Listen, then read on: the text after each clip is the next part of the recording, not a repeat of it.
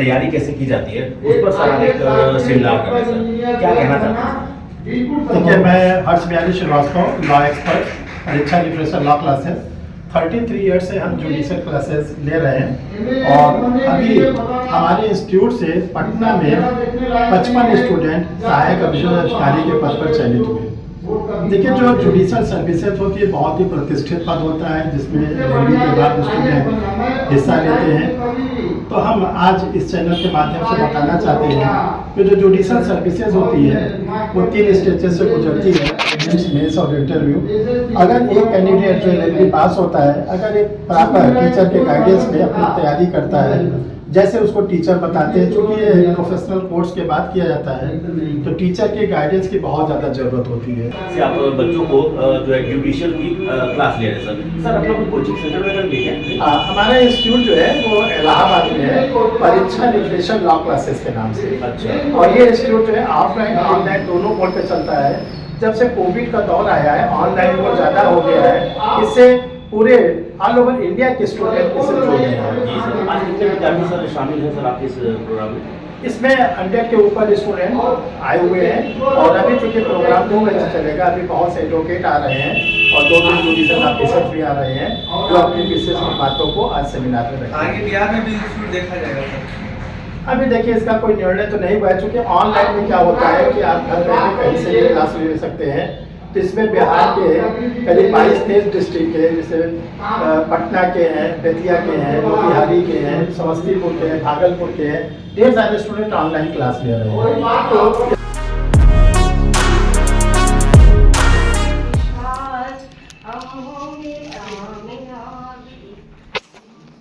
होगी शांति चारों ओर, होगी शांति चारों ओर, होगी शांति चारों ओर। एक दिन ओहो मन में है विश्वास, पूरा है विश्वास, होगी शांति चारों ओर। एक दिन हम चलेंगे साथ साथ, डाल हाथों में हाथ, हम चलेंगे साथ साथ। एक दिन ओहो मन में है विश्वास, पूरा है विश्वास, होगी शांति चारों ओर। एक दिन नहीं डर किसी का आज, नहीं डर किसी का आज, नहीं डर किसी का। एक दिन ओहो मन में है विश्वास, पूरा है विश्वास, नहीं डर किसी का। एक दिन होगी शांति चारों, आप लोग सब गाइए। होगी शांति चारों ओर, होगी शांति चारों ओर, होगी शांति चारों ओर। एक दिन वो मन में है विश्वास, पूरा है विश्वास, होगी शांति चारों ओर। एक दिन हम चलेंगे साथ साथ, डाल हाथों में हाथ, हम चलेंगे साथ साथ। एक दिन ओहो मन में है विश्वास, पूरा है विश्वास, हम चलेंगे साथ साथ। एक दिन तो हम लोग कामयाब होंगे। आप लोग जिस उसमें है, आप लोग को सफलता 101% मिलेगी। Best of luck.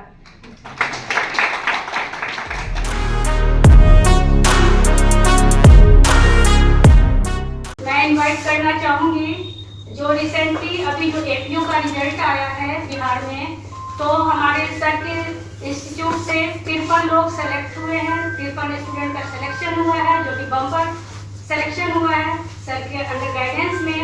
और अभी जो आए हुए हैं उनका सादर आमंत्रित मैं करती हूँ मिस्टर अफरोज अहमद। और आपको बहुत बहुत हार्दिक शुभकामनाएं। SI से APO के पद पर आए हैं, please come on the stage. तारीफ तो बधाई आपको।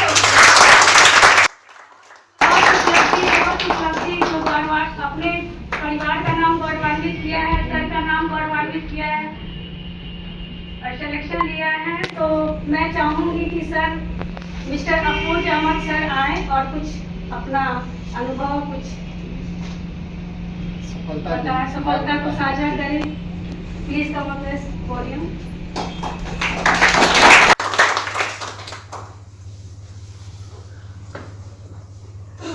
धन्यवाद मैम। आज की सभा में उपस्थित मेरे गुरु जी श्री हर्षनारायण श्रीवास्तव सर, आदरणीय माननीय उपस्थिति, चूँकि सभी सर से अवगत नहीं है इसलिए मैं सभी का अभिवादन करता हूँ। मैं प्रोजेक्ट में भी अभी पुलिस एम्प्लॉय हूँ। वर्ष 2007 में मेरी यूनिवर्सिटी सीतामढ़ी जिला बदली हुई थी। सर के दिशा निर्देश में सर जब अन्य अकेडमी में पढ़ा रहे थे, उसी समय मैंने वर्ष 2019 में सर के कोर्स से ज्वाइन किया था और सर कुछ दिन रहे, चूँकि हमारी भाषा हिंदी थी। सर को वहाँ से रिलीज हो जाने के बाद मैंने जस्ट ही अकेडमी को छोड़ दिया, कारण लैंग्वेज का था। और उसके बाद सर के द्वारा जो रिकॉर्डिंग वीडियो अवेलेबल था,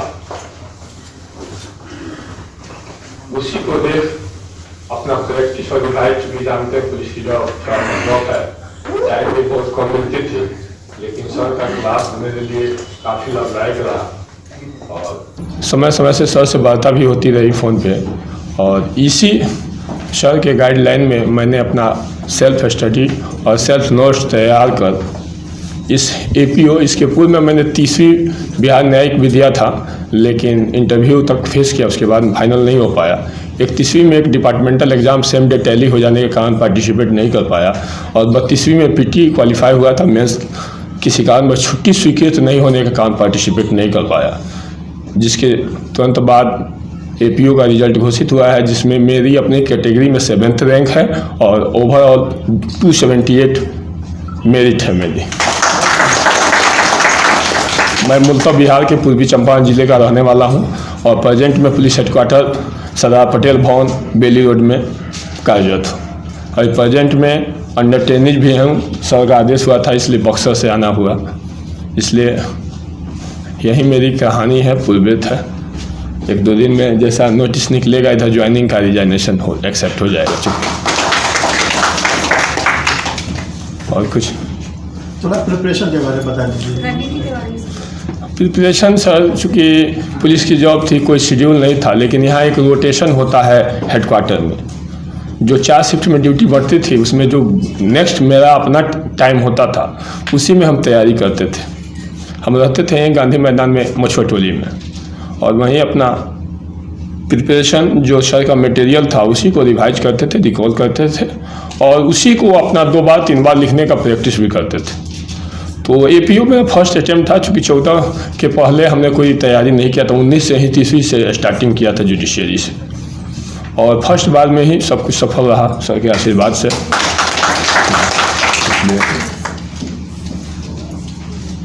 धन्यवाद। अफरोज सर, आपको बहुत बहुत शुभकामनाएं, आपकी भविष्य के लिए बहुत शुभकामनाएं हम सब की तरफ से, और आगे आप तरक्की करें।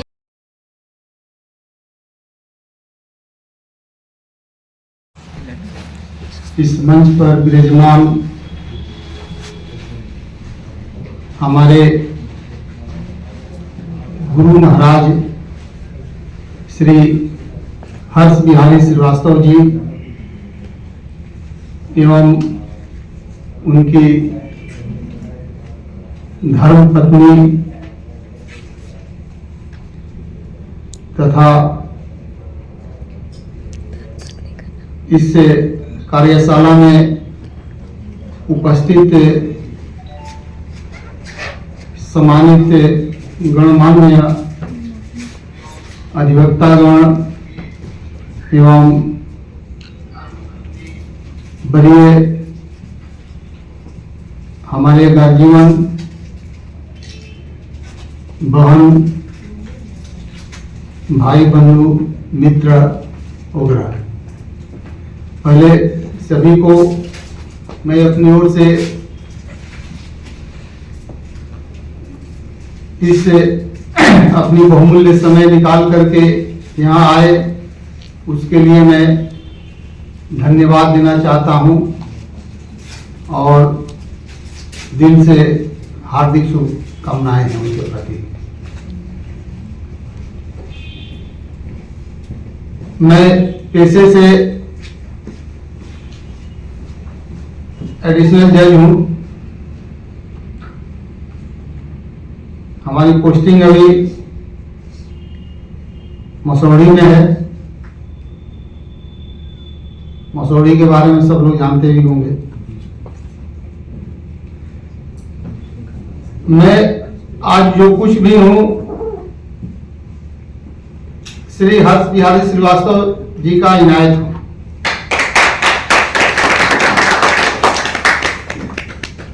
मैं LLB करने के बाद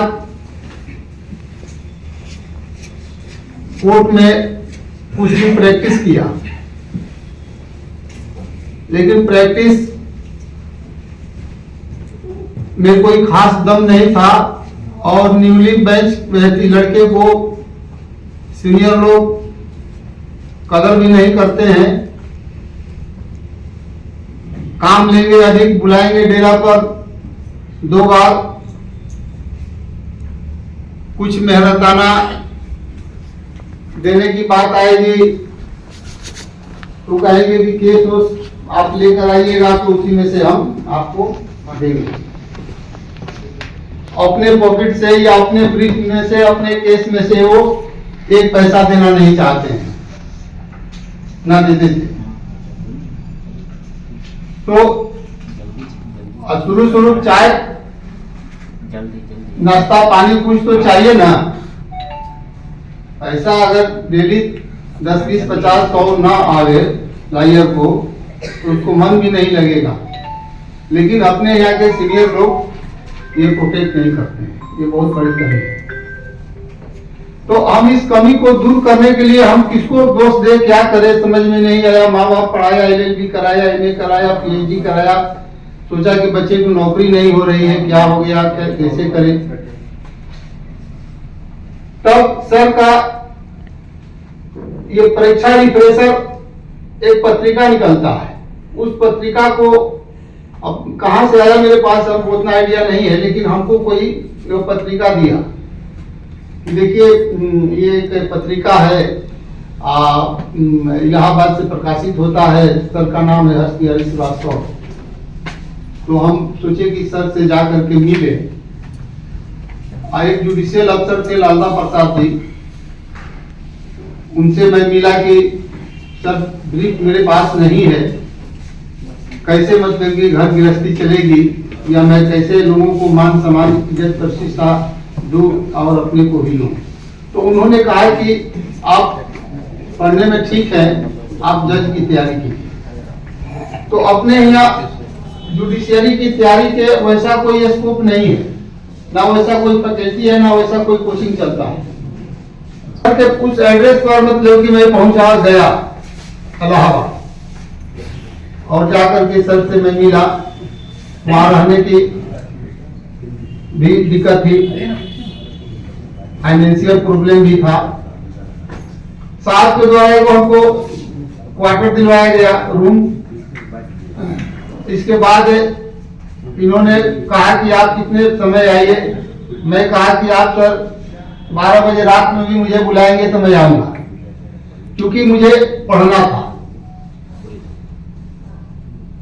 सर जिस समय बुलाते थे, जितना होमवर्क देते थे, जो हमको गाइड करते थे, उसको मैं फुलफिल ईमानदारी पूर्वक करता था, ऑनेस्टली करता था। क्योंकि मेरी उम्र उस समय पढ़ाई की नहीं थी, लेकिन एज भी नियर अबाउट 32 के आसपास हो गया था। सर के द्वारा कहा गया कि नहीं आपकी एनी हाउ हो जाएगी। उन्होंने लिख करके दे दिया कि नहीं आपकी मतलब कि जुडिशियरी में हो जाएगा। आप थोड़ा हम जैसे टिप्स बता रहे हैं वैसे आपको करना होगा। हमने बोला कि बिल्कुल मैं करूंगा। सर जो हमको होमवर्क देते थे, बताते थे, मैं अगले दिन याद करके सर के पास पहुंचता था। सब बड़ा खुश होते थे। हम लोग बैच में मतलब कि करीब 10-12 का बैच चलता था फिजिकली। सर हमको इतना मतलब कि अच्छा से पढ़ाए और मैं परीक्षा में बैठा रिजल्ट आपके सामने है। तो मेरा कहने का मतलब है कि सर आज भी मतलब कि ऑफलाइन ऑनलाइन कोचिंग कराते हैं, पढ़ाते हैं, और इनके जजेज बनाए हुए बिहार, यूपी, मध्य प्रदेश, राजस्थान, झारखंड, छत्तीसगढ़ वगैरह में काफी मिले। जानकारी नहीं है, अगर जज मान लीजिए कि अनफॉर्चुनेटली नहीं बने तो एक अच्छा लायक जरूर बनेंगे। और हर घर में विधिक व्यक्ति का होना जरूरी है, नहीं तो पड़ोसी आपको जीने नहीं देगा। कहाँ है, कौन है? तो दरोगा एकदम ऐसे खड़ा था, कोर्ट को कोई रिगार्ड नहीं किया, और दरवाजे से लायर आते हैं तो जनरली है, लेकिन कोई भिन्न वर्दी वाला आ जाए, चाहे भिन्न वो खादी वाला, तो नजर कोर्ट का पड़ जाता है। उस समय भी हम देखे कि ये रिगार्ड्स नहीं किया कोर्ट को, कौन है। उसका बेल पिटिशन में पढ़ा तो वो आरा कहीं में नहीं अकेला, वो मुझे जान गया था कि ये हरे राम जी हैं, हमारी कास्ट भी जान गया था कि मैं शेड्यूल कास्ट का हूं।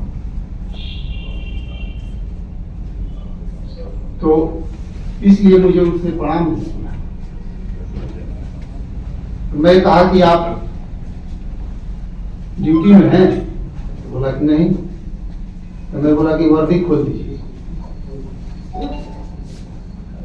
बोले कि वर्दी खोल दें। हाँ वर्दी तो मान लीजिए आपको कस्टडी बनाएंगे तो वर्दी में नहीं ना कस्टडी बनेगा, ड्यूटी में नहीं है। आप कोर्ट में आए हैं एज एक्यूज बेल कराने के लिए, सरेंडर किए हैं। तो वकील साहब कहे कि सर ये तो बड़ा बाबू है, कहीं तो बड़ा बाबू हो चाहे दुनिया बाबू हो, उससे क्या मतलब है, अभी तो आप एक्यूज है ना, आप वर्दी खोल दीजिए, इनको कस्टडी बनाना है। बुलाया साहब को लड़के, बोल नहीं रहा था। विस्तार में हमको कान में आकर कुछ कहा, हमने कहा कि नहीं विस्तार ठीक है, कोर्ट का काम करने दीजिए, कोर्ट के काम में आप डिस्टर्ब न करें। साहब को बुलाकर उसका अवधि और सर्विस विभाग में जमा करवाए और उसको अंडर बियर और बनियान पर खड़ा किया। हमने कहा कि आपकी जमानत होगी लेकिन 4:30 बजे तक आप कोर्ट में खड़े। तो कोर्ट की पावर यह है, किसी की हिम्मत नहीं है, किसी की औकात नहीं है जो हम लोग को नोट से तोड़ सकता है, धन दौलत से मतलब कि दुगना चौगुना तोड़ सकता है। उसकी औकात नहीं कि चैम्बर में ढूंढ करके एक मजिस्ट्रेट से बात कर ले कि मजिस्ट्रेट साहब ये काम आप क्यों नहीं कर रहे हैं। आप जाइए वीडियो हो, सीओ हो, आईएएस हो, आईपीएस हो, जो खादी वाला है वो 4 वोट से जीत कर जा रहा है, वार्ड कमिश्नर है, मुखिया है, वीडियो को कलर पकड़ कर मार फको नहीं हो रहा है। लेकिन जज को सुने हम लोग कहा किसी को कि जज को कोई पीट दिया या मार दिया या कोई चैम्बर में ढूंढ करके बदतमीजी किया। तो यह पोस्ट जो है गरिमामय पोस्ट है, सम्मानित पोस्ट है, और संविधान के अनुच्छेद शायद 50 है, कार्यपालिका से न्यायपालिका स्वतंत्र है, अर्थात कार्यपालिका की न्यायपालिका पर किसी प्रकार का हस्तक्षेप नहीं है, इंटरफेयर नहीं है। जो जज है अपने फाइल में वो स्वयं मालिक है, वो कोई उसमें किसी को वो बस की बात नहीं है।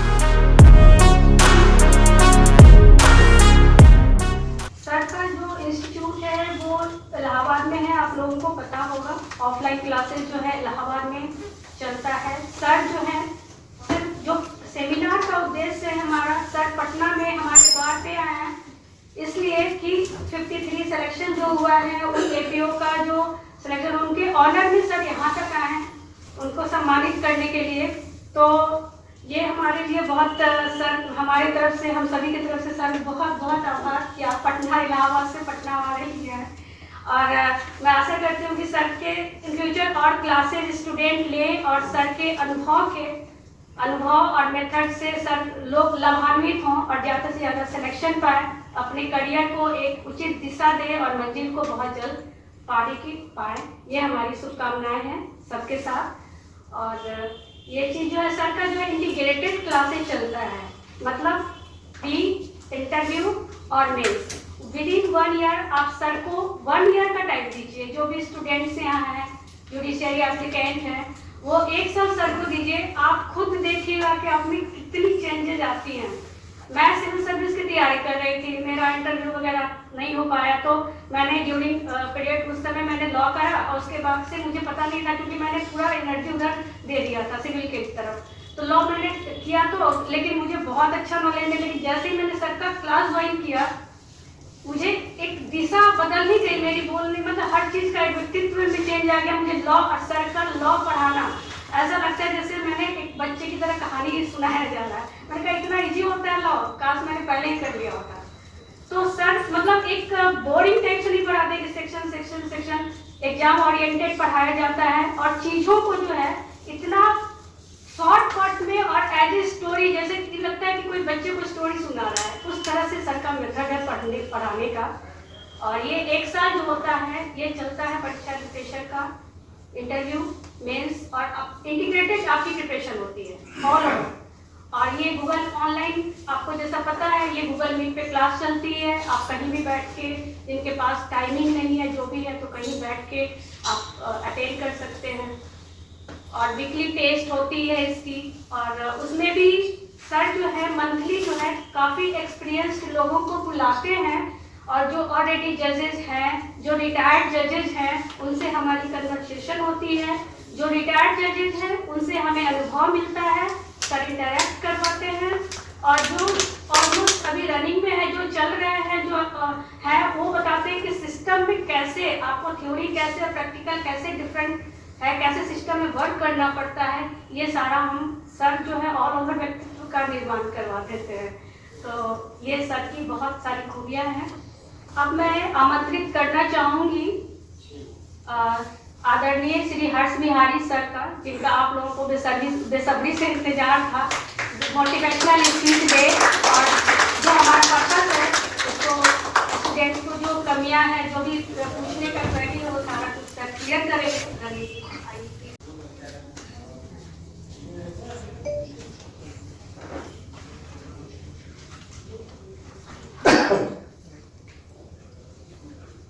धन्यवाद अर्चना जी,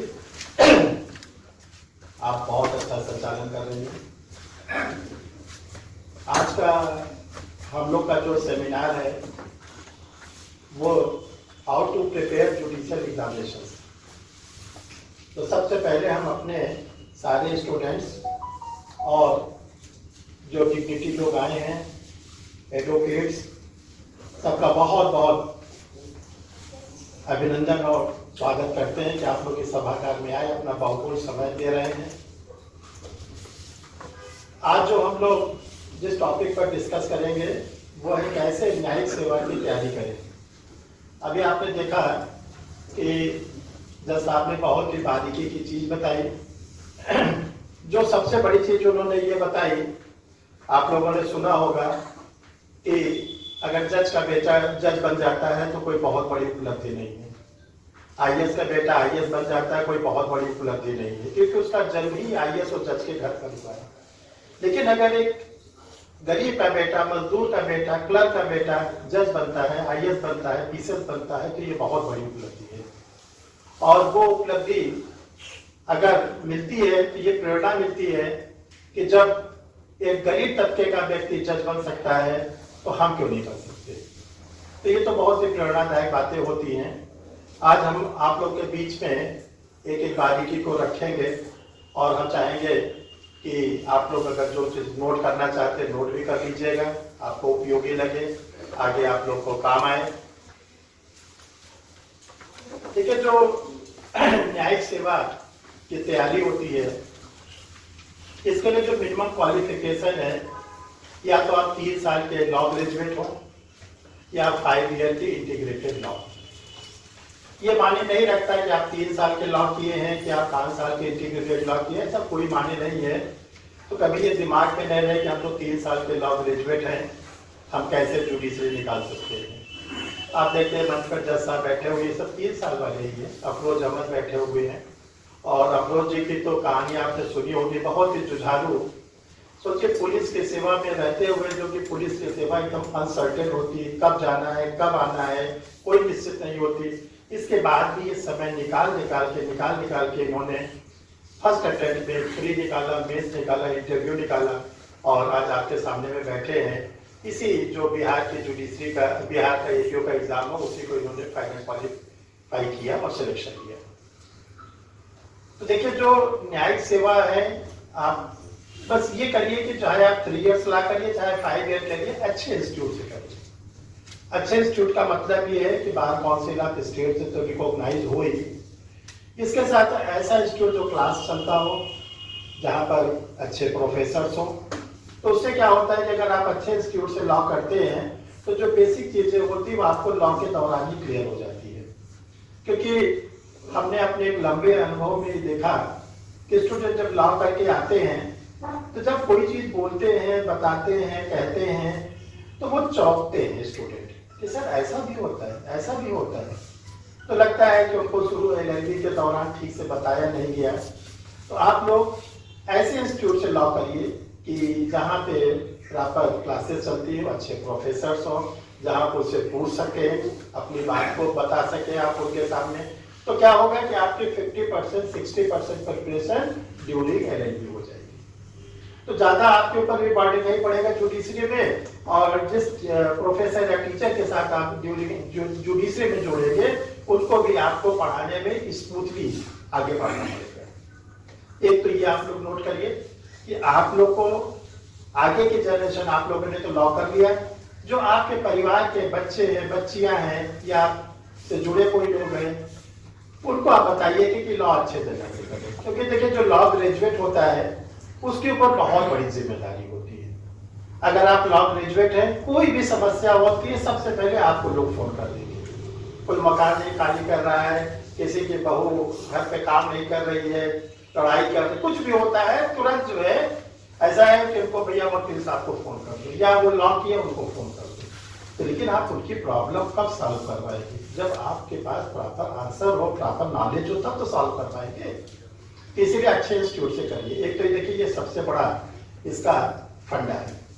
दूसरा चीज ये है कि कब आप लोग जब लॉ करते हैं उसी समय अगर दिमाग में आप बैठा लीजिए कि मुझे जज बनना है।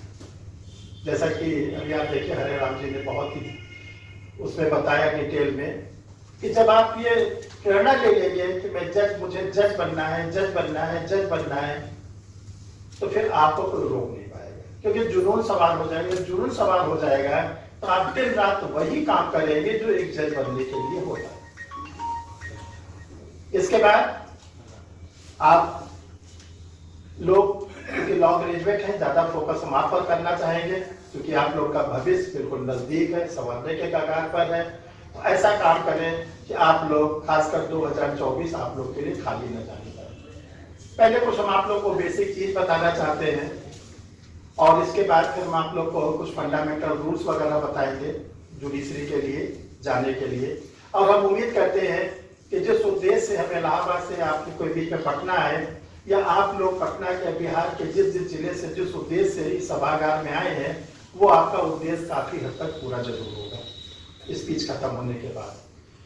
तो देखिए, कभी भी आप लोग अपने अंदर डिप्रेशन माना दीजिएगा, हीन भावना तो बिल्कुल मत आने दीजिएगा कि किसी ने कह दिया कह रहे कौन जज बनता है, 100 में से 1 बनता है, बाकी लोग तो घूम रहे हैं, टहल रहे हैं, उनकी बातों को आपको नहीं सुनना है।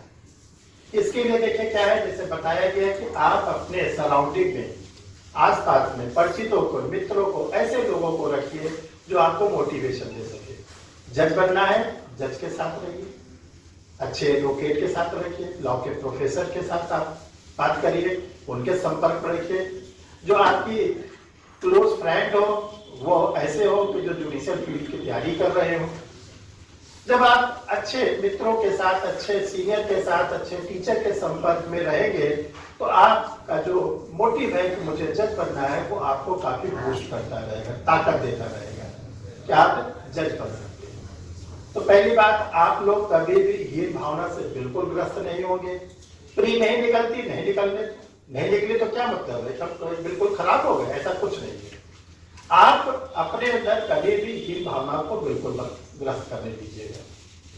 देखिए, आप लोग को हम अपनी भी कुछ कहानी बताएंगे कि सर आज इस मुकाम पर पहुंचे हैं तो कितनी कठिनाइयों से पहुंचे हैं, किस किस दौर से गुजरना पड़ा है। हो सकता है कि हमारी छोटी सी कहानी आप लोग को भी प्रेरणा देगी और लॉ की तो बातें हैं बताएंगे। देखिए, हमने जब लॉ किया तो हमारा कदापि मूड नहीं था जुडिशरी में जाने का, और ना हमारा कोई मूड था कि हमें छोटी मोटी जॉब में जाना है। कभी हमने जीवन में क्लर्क वगैरह का फॉर्म नहीं भरा। हमारा उद्देश्य था कि हमें जो है क्लास 2 क्लास 1 के नीचे नहीं जाना है, क्योंकि हमारा कुछ ऐसा फैमिली बैकग्राउंड भी था कि फादर से लेके जो हमारे चाचा वगैरह थे वो उस समय ही 1957 में पीसीएस ऑफिसर हो गए थे। तो कुछ परिवार का ऐसा पृष्ठभूमि था, बड़े भाई साहब का और बहन बहनोई का, कि जो सब अच्छे पद पर रहे। और हम अपने घर में सबसे छोटे भी हैं भाई बहनों में। तो हमारा भी उद्देश्य था कि हमें सिविल सर्विस में जाना है, क्योंकि हम लोग के समय सिविल सर्विस को बड़ा ग्लैमरस माना जाता था। और यूपी स्टेट में जो मुंशी मजिस्ट्रेट होते थे, जिनको मुंशी मजिस्ट्रेट कहा जाता था, उस समय उनकी स्थिति बड़ी थोड़ी सी वो होती थी, कमजोर होती थी। छोटी छोटी कोर्ट होती थी, एक छोटा सा चैम्बर होता था, उसमें 4-5 जजेस बैठते थे। तब को लोगों को लगता था कि ये जो छोटे छोटे कोठरिया जैसे चैम्बर मिला है जज साहब को, गाड़ी भी नहीं मिलती थी, बंगले भी नहीं मिलते थे। तो थोड़ा सा हर यूपी के बच्चा उस समय हम लोग के दौर में 90 के दौर में उस सिविल सर्विस की ओर ज्यादा अट्रैक्ट होता था। उसको लगता था कि एसडीएम बनेंगे, एसडीएम बनने के बाद जहाँ भी रहेंगे हमको रहने का बंगला मिलेगा, गाड़ी मिलेगी, और जो पावर वगैरह वो तो अपनी जगह सेकेंडरी है। ये तो जगन्नाथ सेठी कमीशन आने के बाद जुडिशियल ऑफिसर्स को बहुत ज्यादा दिया गया फैसिलिटीज आज के समय में, तो आप जानते हैं। तो उस समय हम लोग का रुझान था। उसी समय जब सिविल की तैयारी कर रहे थे, एपीओ की वैकेंसी आई यूपी में, और एपीओ का हमने फॉर्म डाला। फॉर्म डालने के बाद जो उसका प्री मेंस इंटरव्यू होता, तीनों हमने दिया। और बिल्कुल सच कहानी बता रहे हैं, मत सोचिएगा कि सर कुछ भी अलग से बता रहे हैं, क्योंकि आप लोग हमारे स्टूडेंट भी हैं, मित्र के तरह भी हैं, बेटे के तरह भी हैं। हर तरह से हम आप लोग को व्यवहार करते हैं। हमको दोपहर में पब्लिक सर्विस कमीशन हमारे परिचित थे, उन्होंने बोला कि आपका एपीओ में सिलेक्शन होगा। बचपन आप दिखा जाता, मैं छोटी नहीं थी, खुशी के मारे कोई कभी नहीं। फिर क्या हुआ कि उसमें कल्याण सिंह की गवर्नमेंट थी यूपी में, और वहां से फैक्स आया कि पिछड़े का, अति पिछड़े का भी रिजर्वेशन के साथ रिजल्ट निकालिए। क्योंकि रिजल्ट अभी पब्लिश नहीं हुआ था, क्योंकि वो इंटरनली हमारे बहुत क्लोज थे, उन्होंने हमको पर्सनली बता दिया था। आज मुझे रिजल्ट को रोक के फिर मॉडिफाइड किया गया, और मॉडिफाइड करने के बाद ये हुआ कि अति पिछड़े का भी रिजर्वेशन देके तक उस रिजल्ट को फाइनल निकाला गया। तो जो भी पब्लिक सर्विस कमीशन की इंटरनल पॉलिसी उस समय अडॉप्ट की गई, पैरेलल हमारा रिजल्ट में नाम नहीं आया, कट गया। बहुत दुख हुआ कि कल हमको बताया गया कि आपका सिलेक्शन हो गया, और आज आपको पता चला कि आप कट गए। अंदर से बहुत दुख भी हुआ, कष्ट भी हुआ। उसी समय हमने एक, आप महापुरुष ही कह सकते हैं, उनकी जीवनी को पढ़ रहे थे उस समय हम। वो उत्तर प्रदेश के जौनपुर जिले के एडवोकेट होते थे, मुंशी काली साहब सुरभास्कर, जिनके नाम पर यूपी के इलाहाबाद में केपी ट्रस्ट चलता है। उनकी जीवनी थोड़ी सी मैं आपको बताएं कि वो बहुत बड़े एडवोकेट थे, बहुत चल संपत्ति को बनाया था उन्होंने ब्रिटिश पीरियड में, और उस प्रॉपर्टी से उन्होंने इलाहाबाद में बहुत से इंस्टीट्यूट बनाया। करीब आज 30-35 इंस्टीट्यूट, ढेर सारे उनके ऑर्गेनाइजेशन चल रहे हैं, केपी ट्रस्ट, कायस्थ पाठशाला ट्रस्ट के नाम से। तो उनके निसंतान थे, जो मुंशी काली प्रसाद जी वो निसंतान थे। तो उनकी पत्नी बहुत दुखी होती थी। उनको बोली कि आपने इतनी चल अचल संपत्ति वकालत से बनाया, लेकिन हमारे तो कोई बेटा बेटी है नहीं, बताइए, हमें लोग ताना मानते हैं कि ये बाज है, निसंतान है। तो काली प्रसाद जी ने बोला कि तुम चिंता मत करो, हम ऐसे ऐसे चीज को बना देंगे कि हजारों लाखों बच्चे तुम्हारे आंगन में खेलेंगे। और उस समय उन्होंने 30-35 इंस्टीट्यूट बनाया। आज इलाहाबाद में आप समझिए 2/3 इलाहाबाद की प्रॉपर्टी केपी ट्रस्ट के पास है और वहां पर ढेर सारे बच्चे खेल रहे हैं। तो हमें लगा कि जब काली प्रसाद कुलभास्कर जी निसंतान होकर इतने बच्चों को गोद ले सकते हैं, पढ़ा सकते हैं, तो ऐसा क्यों नहीं हो सकता है कि हम एक ऐसी छोटी सी फैक्ट्री डालें। फैक्ट्री शब्द तो बहुत अच्छा नहीं लगता, इंस्टीट्यूट डालें जिसमें कितने एपीओ, जुडिशियल ऑफिसर और एडीजे पैदा हो कि लगे कि वही हर्ष बिहारी जी हैं जिनका एपीओ में सिलेक्शन नहीं हुआ, लेकिन उन्होंने आज ढेर सारे एपीओ, जुडिशियल ऑफिसर्स और एडीजे को बनाया, मेहनत की। उसी दिन हमने पढ़ लिया कि अब हमें जो है लॉ के फील्ड में जाना है। उस समय टीचिंग के फील्ड में जाना है। उस समय इलाहाबाद में जो यूपी का सबसे बड़ा इंस्टीट्यूट होता था, जिसमें उस समय 8 से 10 हजार स्टूडेंट पढ़ते थे, engineering, medical, IAS, BCS, judicial, उसमें हमने कृष्णा कोची के नाम से उसमें हमने ज्वाइन किया। और ज्वाइन करने के बाद अपने टीचिंग की रफ्तार को हमने पूरी, और कुछ भी हमने नहीं किया। आप, हमारी पत्नी भी बैठी है, बेटा भी बैठा है, कुछ मैंने कोई कमीशन नहीं दिया फिर, जबकि एज भी थी, सब कुछ था, क्योंकि मुझे ये जुनून था कि मुझे एक ऐसा टीचर बनना है कि मैं कम से कम जितनी मेरी सामर्थ्य है उससे अधिक लोगों को मैं मार्गदर्शन दे सकूं, उनको एक रास्ता बना सकूं, ताकि वो न्यायिक सेवा में, अभियोजन सेवा में या उच्चतर न्यायिक सेवा में जा सके। और उसी समय से टीचिंग के प्रोफेसर को हमने अडॉप्ट किया और 2-4 साल हमें लगा अपने इंस्टीट्यूट को स्टेब्लिश करने में। और जिस समय ये लोग गए थे इलाहाबाद पढ़ने के लिए, मिस्टर हरिराम जी जज साहब, वो ऐसा बैच था कि सर को भी जुनून था, आप लोग को भी जुनून था। सर को जुनून था कि हमारे पढ़ाए हुए स्टूडेंट जज बने, और आप लोग को जुनून था कि जज बनना है। तो जब बारिश होती थी तब भी ये बिना छाता के क्लास करने आते थे।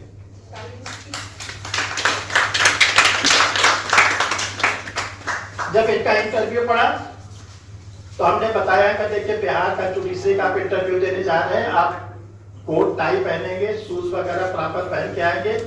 जितने दिन इंटरव्यू की क्लासेस चल रही थी, जो क्लासेस आधा किलोमीटर के आसपास आपका कमरा था जहां रहते थे, वहां से इंटरव्यू वाला ड्रेस पहन के आते थे, ताकि उस दिन ये न लगे अटपटा कि मैं इंटरव्यू में जिस दिन जा रहा हूं उस दिन मैं कोट पहना हो, टाई पहना हो तो दिक्कत हो।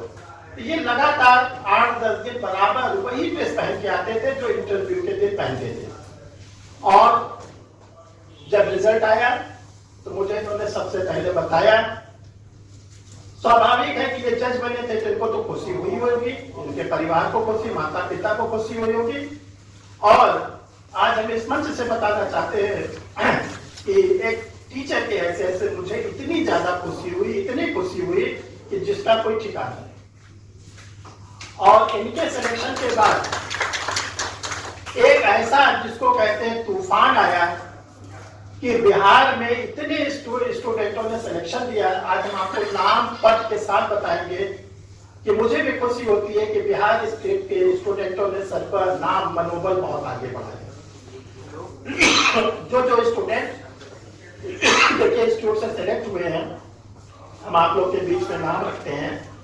जब आप लोग भी जज बनेंगे तो वो आपके डिस्ट्रिक्ट जज, CGM किसी भी रूप में आपको वो मिलेंगे और आपको भी अच्छा लगेगा कि हम सिविल जज, APO, ADJ जो भी बने हैं, तो हमारे जो सीनियर है वो भी परीक्षा रिफ्रेशर लॉ क्लासेस से कभी न कभी पढ़े थे। देखिए जब आपने सिलेक्शन लिया हरिराम जी ने, उसी के बाद बिहार के स्टूडेंट है सतीश झा।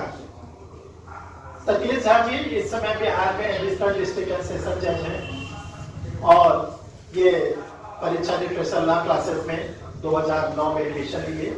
और इन्होंने वहाँ से जुडिशरी क्रैक किया और जुडिशरी के बाद आज ये एडीजे के पद पर है। नवीन पारासर ये राजस्थान के स्टूडेंट थे।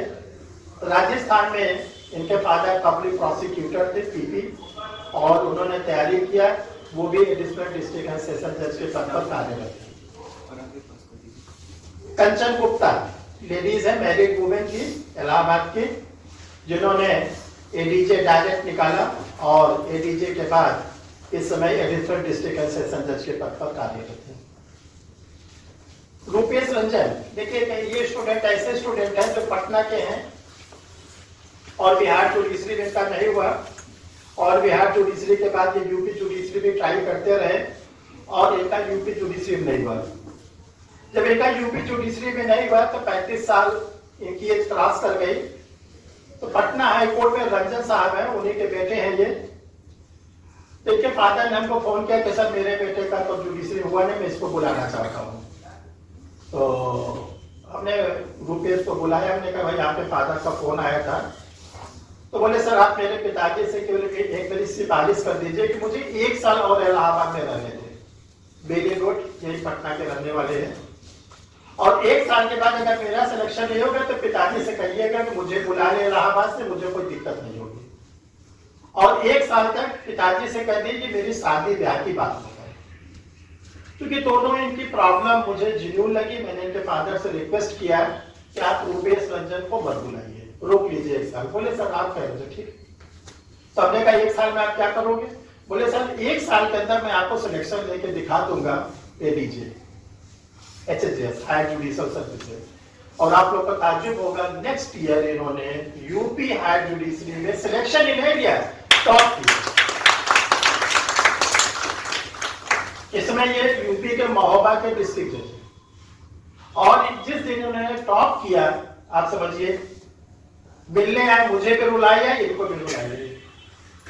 मैंने इनको ये दिया कि देखो भाई जो आपके साथ सिविल जज हुए रहे होंगे वो अभी सीजीएम भी नहीं हुए होंगे, चीफ जुडिशियल मजिस्ट्रेट नहीं हुए होंगे, और देखिए आप क्षतिपूर्ति पूरा पा गए, आप एडीजे हो गए। तो देखिए जितने लोग हैं ये मत सोचिए कि मेरा जुडिशरी में नहीं हुआ या एपीओ में नहीं हुआ। अगर आप हायर जुडिशियल दे रहे हैं, अभी जितेंद्र सुबह बोकारो से आए हुए हैं, सुबह हमारी बात हो रही थी, इनको समझा रहे थे कि जिस दिन आप एडीजे बन जाओगे डियर स्टूडेंट, आप क्षतिपूर्ति पूरी पा जाओगे, इतना तगड़ा इंटरेस्ट आप पाओगे, इतना इंटरेस्ट कोई नहीं दे सकता। घबराइएगा नहीं, बिल्कुल लगे रहिएगा, और बहुत ही रफ टफ शब्दों में हम आपको बता दे रहे हैं, खराब शब्दों में बता दे रहे हैं कि देखो जो जुडिशरी होती है, सिविल जज होता है, वो टट्टू लोग क्वालिफाई करते हैं। टट्टू का मतलब नए बच्चे, दौड़ने वाले, जो बिल्कुल लॉ करके आते हैं 3 इयर्स 5 इयर्स फटाफट निकाल देते हैं। आज जाके लोअर जुडिशरी में देखे 26 26 25 25 साल के गर्ल्स और बॉयज सारे जज बन के आप बैठे हुए, लगते नहीं कि जज है, तो उनको हम लोग नाम देते हैं टट्टू। जो एडीजे का वैकेंसी होती है वो खच्चरों का एग्जाम होता है। थके हारे, शादी हो गई है, बच्चे हो गए, वकालत नहीं चल रही है, सीनियर पैसा नहीं दे रहा है, ठीक है, ढेर सारी बात 10 सबक बताए होंगे, तो वहां पे आपको इतने फ्रस्ट्रेशन, इतना फ्रस्ट्रेशन मिलता है जिसकी कोई बात नहीं हुआ तब क्या करेंगे, क्योंकि उसकी उम्र 35 साल मिनिमम भी रखी गई है, 7 साल वकालत रखा गया है, तो वहां पे तो प्रेशर मिलेंगे नहीं। तो आपको उन्हीं थके हारों उसके बीच में कमीशन देना है, और आपने अगर अपनी रणनीति अच्छी बना ली, उन थके हारों में आप सेलेक्ट ही नहीं होंगे, आप क्या करोगे, मेरिट में आ जाओगे। तो कभी घबराइएगा नहीं डियर स्टूडेंट, और आपके पास एक ताकत है, वो सबसे बड़ी ताकत है डिवाइन पावर की, और डिवाइन पावर के बाद दूसरी पावर अगर कोई है तो मेरी ताकत आपके साथ। जो लोग ऑनलाइन क्लास लेते हैं वो देखते होंगे कि हम कोई तारीफ नहीं करते, पूरी कोशिश करते हैं कि जिस समय आप लोग की क्लास है हम छोड़ते नहीं क्लास। 8 बजे क्लास है, 8 बजे हम जरूर जुड़ जाते हैं, बल्कि आप लोग 8:05 पे निशा जी बैठिए, कभी भी 8:10 पे जुड़ेंगी, ठीक है। लेकिन क्या है कि हम 8 बजे पूरी कोशिश करते जुड़ने के लिए, और आप लोग को बोलते हैं कैमरा ऑन करो, ठीक 8 बजे जोड़ो। तबियत खराब रहती है, हमको लगता है एक हमारे थोड़ी सी तबियत से अगर 30 35 40 जो ऑनलाइन क्लास ले रहे हैं, उनको फायदा हो जाएगा, 1 घंटे बाद तबियत ठीक हो जाएगी। तो आप लोग 2 शक्ति को हर समय साथ रखना, एक उस परम पिता की, उसकी शक्ति का कोई ठिकाना नहीं, वो आपको क्या दे सकता है आप उसका अनुमान नहीं कर सकते। और सबसे अच्छी बात है आपके साथ आपके टीचर है, इसलिए आप लोग हताश मत होइएगा, पूरी ताकत के साथ लगे रहिएगा। अभी हमने आपको रूपेश संजय की कहानी बताई जो इस समय महोबा में डिस्ट्रिक्ट जज है। इसी प्रकार संजीव सिंह इसमें कंज्यूमर के जज हैं जो परीक्षा रिफ्रेशर लॉ क्लासेस थे। महेश शुक्ला जो इस समय मोतिहारी में सीजीएम है आपके बिहार में। राजीव द्विवेदी सीवान में सीजीएम है। हरे राम जी बैठेंगे आपके सामने। आजाद सिंह ये भी जुडिशियल ऑफिसर्स हैं। स्मिता सिंह ये भी जुडिशियल ऑफिसर हैं जो सेलेक्टेड हैं। शैलेंद्र कुलश्रेष्ठ ये रेलवे में लॉ ऑफिसर के रूप में सेलेक्ट है जो सीएलए के थ्रू होता है परीक्षा रिफ्रेशर लॉ क्लासेस के। मिस्टर संजय श्रीवास्तव ये आरपीएफ में पब्लिक प्रोसिक्यूटर जो यूपीएससी से होता है, यूनियन पब्लिक सर्विस कमीशन से डायरेक्ट रिक्रूटमेंट होता है आरपीएफ का, आप लोग भी ध्यान रखिएगा। संघ लोक सेवा आयोग से वैकेंसी निकलती है पब्लिक प्रोसिक्यूटर, इसमें आप डायरेक्ट जो है पब्लिक प्रोसिक्यूटर बनते हैं आरपीएफ में, रेलवे प्रोटेक्शन फोर्स में। मिस्टर AK श्रीवास्तव जो यहाँ के दरभंगा में असिस्टेंट प्रोफेसर हैं।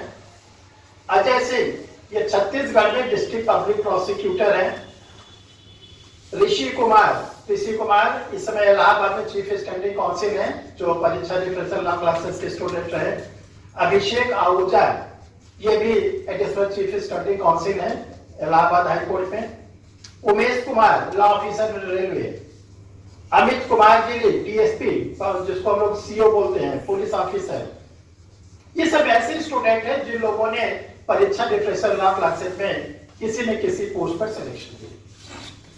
अब देखिए जो बिहार का एपीओ का एग्जाम हुआ 2023 में, ये जो एपीओ सिलेक्ट हुए हैं जिसमें अफरोज जी सिलेक्ट हुए हैं, बड़ी कठिन इन लोग की यात्रा थी, इतनी कठिन यात्रा थी। आप लोग सुनिएगा तो आप लोगों को ताज्जुब होगा।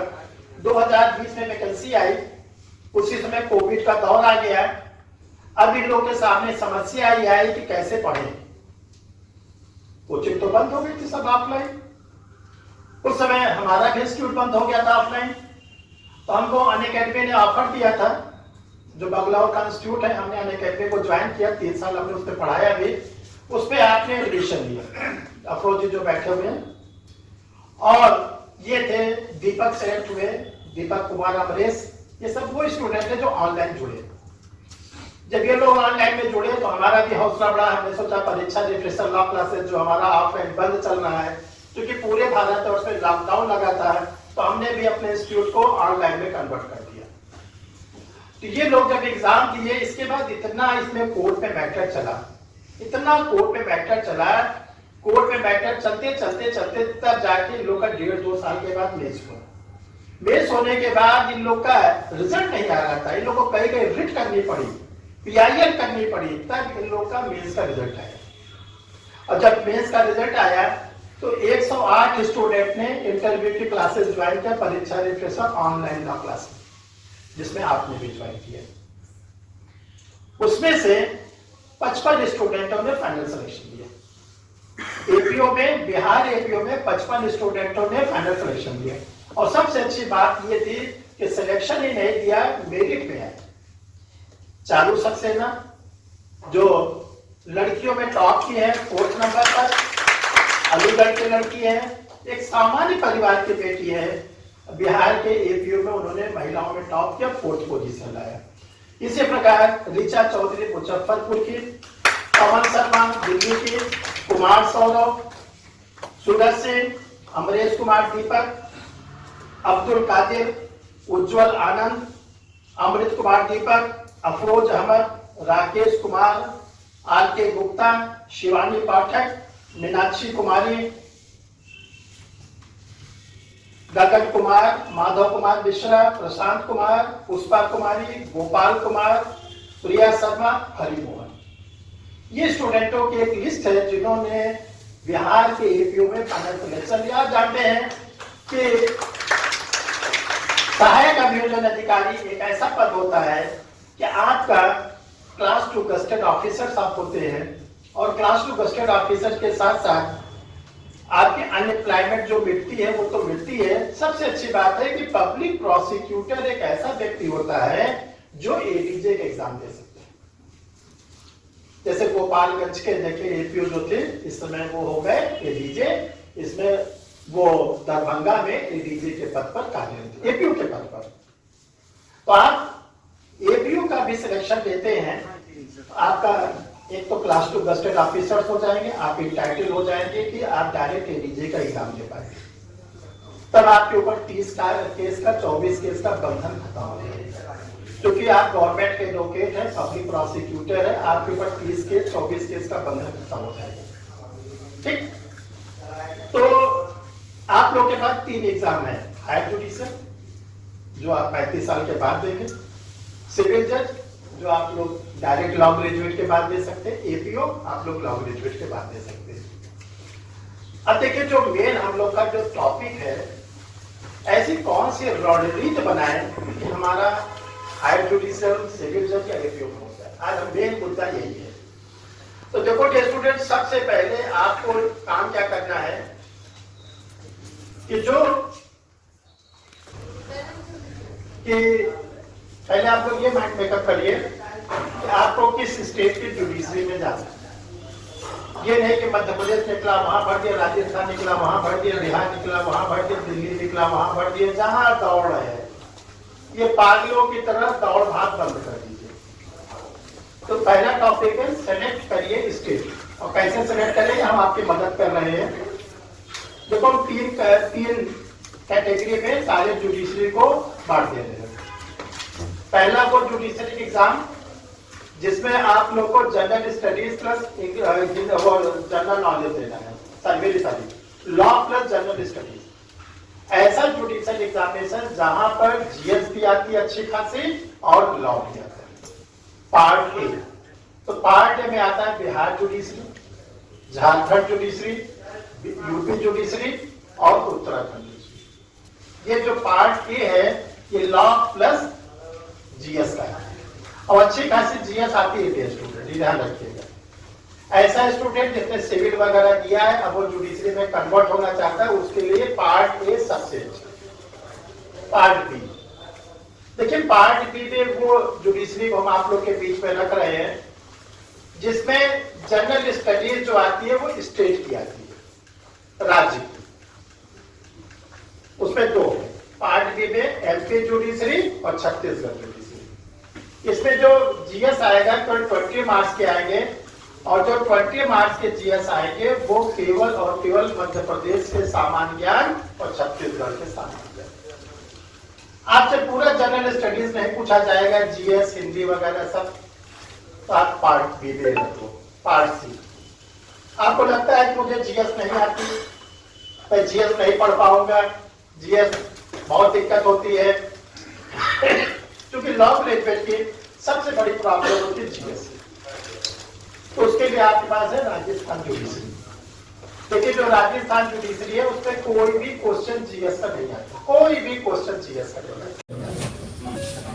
तो आप लोग 3 पार्ट है, part a law plus GS, जिसमें आपका बिहार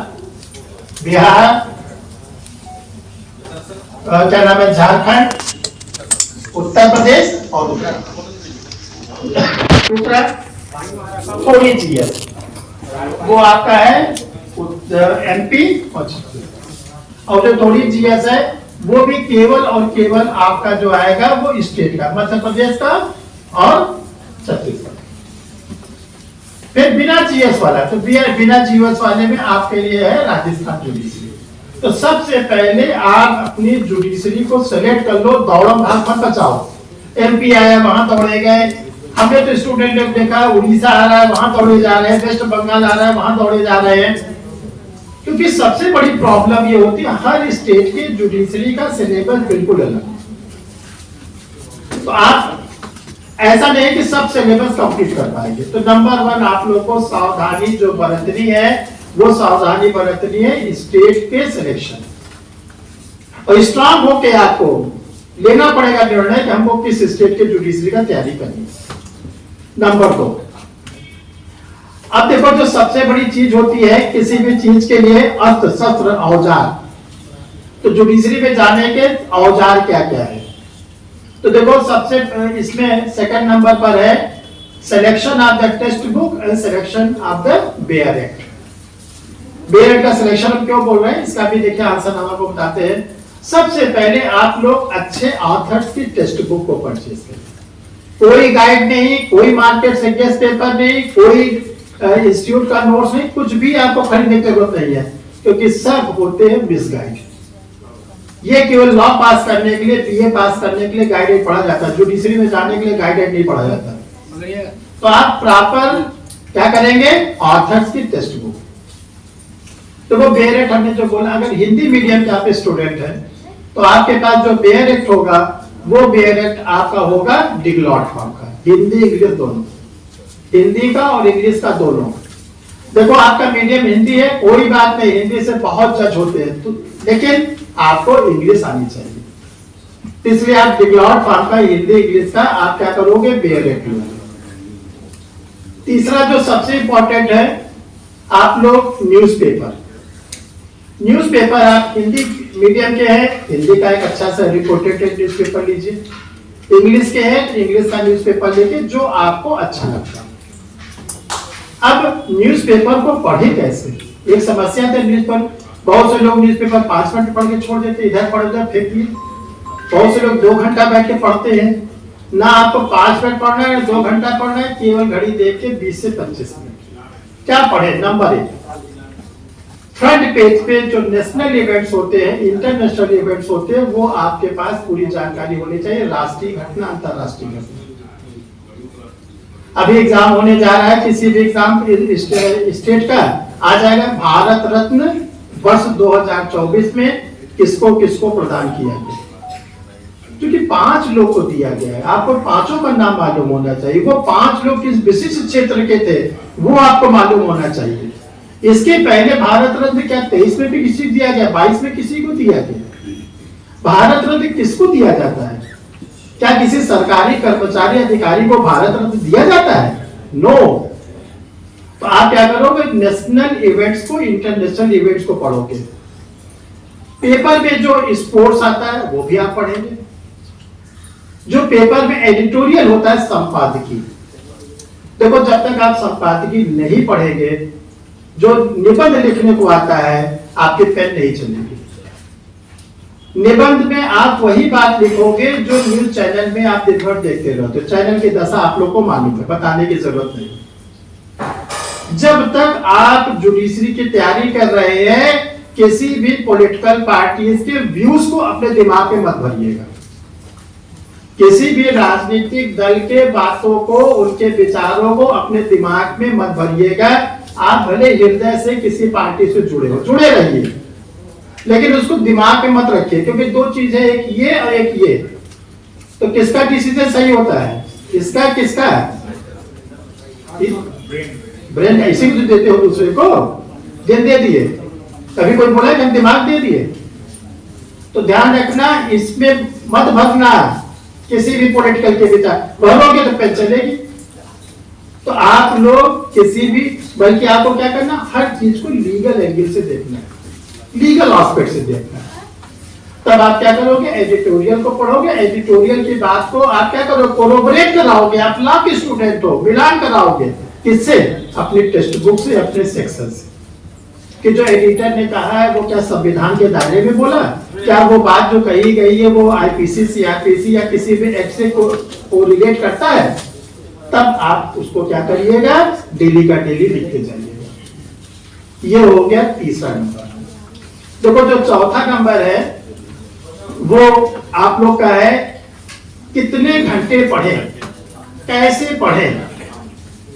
अभी 4-5 दिन पहले हमने आप लोगों को, जो लोग ऑनलाइन क्लास ले रहे हैं, यूडेसेट में पढ़ाया है सेक्शन 134, बहुत डिटेल में आप लोग को पुलिस के साथ पढ़ाया। आज सुनिए सब लोग, ऊपर वाले ने हम लोग को 24 घंटे दिए हैं, तो जो 24 घंटे दिए उसको 3 पार्ट में बांट लो,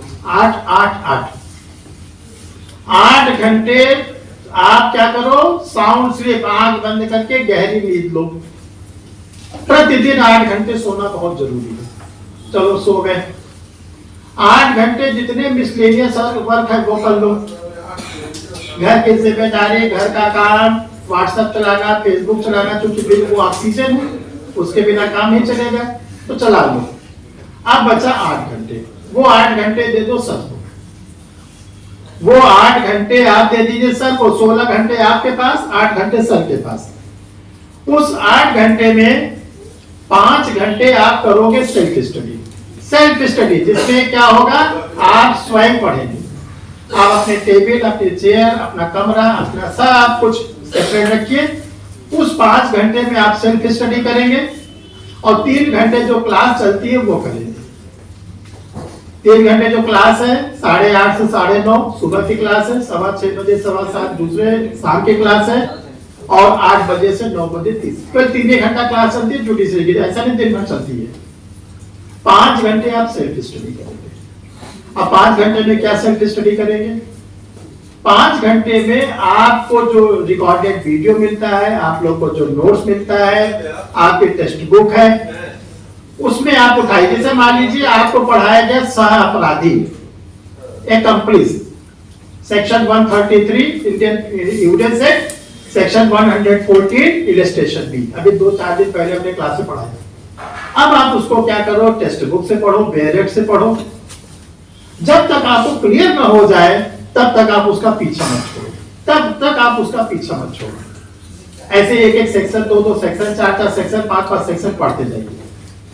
जब आप ऐसे 5 घंटे डेली सेल्फ स्टडी करेंगे, और देखो जो 5 घंटे आपको सेल्फ स्टडी करना, वो इकट्ठे नहीं करना है कि 8 बजे रात में बैठे और सोचे कि 1 बजे तक पढ़ेंगे और घड़ी देख रहे 11 फिर 12, ऐसे नहीं पढ़ना। आपको पढ़ना है क्या, क्वांटिटी नहीं क्वालिटी, मन लगा के। 2 घंटे पढ़िए फिर उठिए, फिर 2 घंटे पढ़िए फिर उठिए, 2 घंटे पढ़िए फिर उठिए। अब आप अपनी लाइफ स्टाइल के अनुसार अपने को बदल लीजिए कि मॉर्निंग में पढ़ना है, कि इवनिंग में पढ़ना है, कि दोपहर में पढ़ना है, कि मिडनाइट में पढ़ना है, शाम को पढ़ना है, ये आप तय करिए। वो समय चला गया कि सुबह 4 बजे उठ के पढ़ने वाला है, वो सब कर लेते हो बहुत अच्छी बात है। लेकिन अगर आप नहीं करते तो निराश मत होइए, हम सुबह 4 बजे उठ के नहीं पढ़ते। जब भी पढ़िए मन लगा के पढ़िए, इतनी गहराई से पढ़िए कि आपका प्री मेंस इंटरव्यू कुछ भी हो आप निकाल लोगे। क्योंकि देखिए आप लोग का जो इंटरव्यू है ऑनरेबल जस्टिस के द्वारा लिया जाएगा, हाई कोर्ट के कुछ जज साहब होंगे बोलेंगे। तो अगर आप वहां पे प्रॉपर आंसर नहीं दे पाए तो आपको सिलेक्ट नहीं करेंगे। तो एक तो ये हो गया कि कितना पढ़े, कैसे पढ़े, ये आपका डिवीजन 8-8 घंटे का हमने आपको बताया। 8 घंटे आपको सोना है, 8 घंटा आपको जो भी काम है, वकालत करते हैं, घर का काम है, फैमिली की जिम्मेदारी है, दुकान चलाते, कुछ भी करते हैं, 8 घंटे करिए। और बाकी 8 घंटे में 3 घंटे टीचर को दीजिए, 5 घंटे अपने पास रखिए। और ये काम जीवन भर नहीं करना है कि मरते दम तक करना है, केवल 1 साल, केवल 1 साल, मैक्सिमम 1.25 साल। उसके बाद आपकी लाइफ स्टाइल बदल जाएगी। पढ़ना तो तब भी है जज बनने के बाद पढ़ना, लेकिन वो अपना एक अलग पढ़ाई होती है कि आप लोग को जो जजमेंट वगैरह, जैसे आप लोग जजमेंट वगैरह लिखाना पड़ता है, वो एक रूटीन का आदत पड़ जाती है, वो एक अलग पढ़ाई है। लेकिन जब तक आपका सिलेक्शन नहीं होगा इसको उसी तरह पढ़िएगा जैसे कि आप लोग अन्य काम करते हैं। जो लोग कहते हैं ना हम 21 मंगलवार को व्रत रहेंगे, हम इतने दिन हनुमान चालीसा पढ़ेंगे, हम इतना दिन का रोजा रहेंगे, यही रोजा है आप लोग का। रोजा आप लोग का हनुमान चालीसा यही है और कोई नहीं है। ऊपर वाला कहता है कि सबसे पहले कर्म करो और तब क्या किस चीज की चिंता करो, फल की। और यहाँ क्या है, पहले फल चाहिए और कर्म 0। तो फल की चिंता मत करिए, आप 5 घंटे सेल्फ स्टडी, 3 घंटे टीचर के साथ, 8 घंटे 1 साल पढ़िए। और इसके बाद तब फल की बात करिए कि सर मुझे फल नहीं मिला, तब चिंता का विषय है कि क्यों फल नहीं मिला। तो देखो एक इस फंडे को आप लोग को अपने दिमाग में बैठाना है, रखना है कि हम लोग को 8 घंटे डेली स्टडी करना है। आपकी ना संडे होती है, ना आप लोग के लिए कोई छुट्टी होती है, ना आपका होली, दिवाली, दशहरा कुछ आपके लिए नहीं है। बहुत होली मनाए, बहुत दिवाली मनाए, बहुत दशहरा मनाए, बहुत आपने ईद बकरीद किया, जिसका नतीजा आप सामने बैठे। आप चाहते हैं सामने से उठकर यहाँ आए, आप इस सामने से उठकर यहाँ आए, अंतर है कुछ? यहां से वहां पे अंतर है?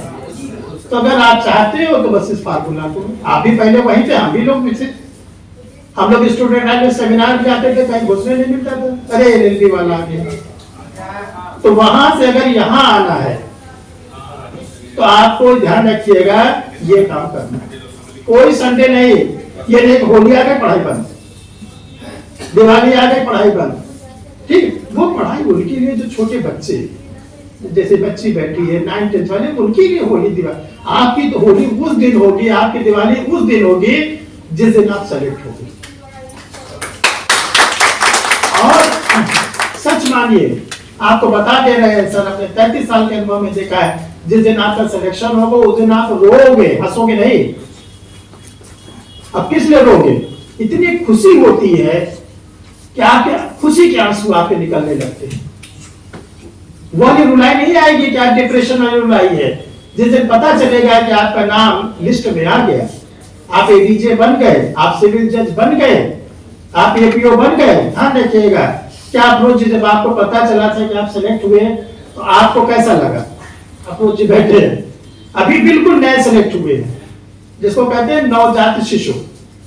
तो ये अभी तो जिस दिन इन लोग का सिलेक्ट हुआ, आप सोचे 12:30 बजे रात तक हमने इन लोग से बात किया है।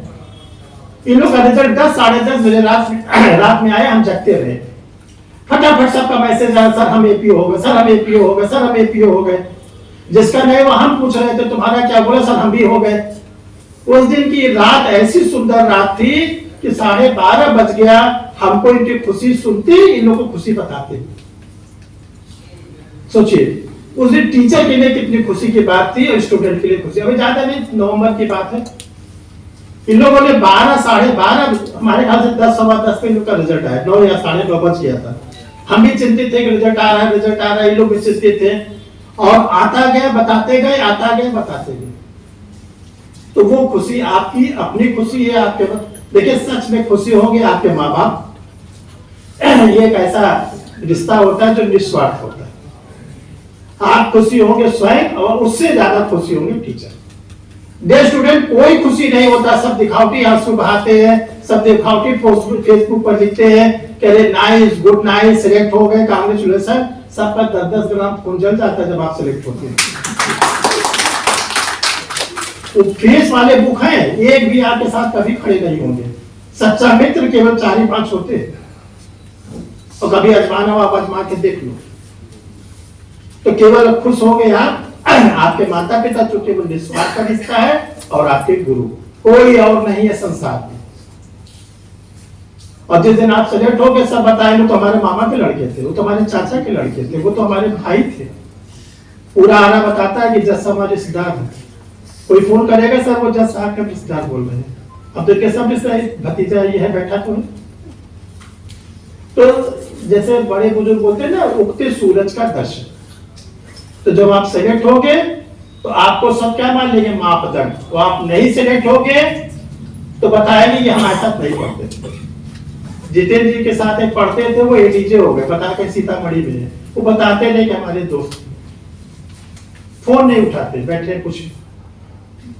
इसलिए वो आप लोग ना बने, बल्कि वो बने जिसमें आपको खुशी मिले। तो देखो, एक तो ये आप ध्यान रखिएगा कि सेल्फ स्टडी ही आपको सिलेक्शन की ओर ले जाएगी।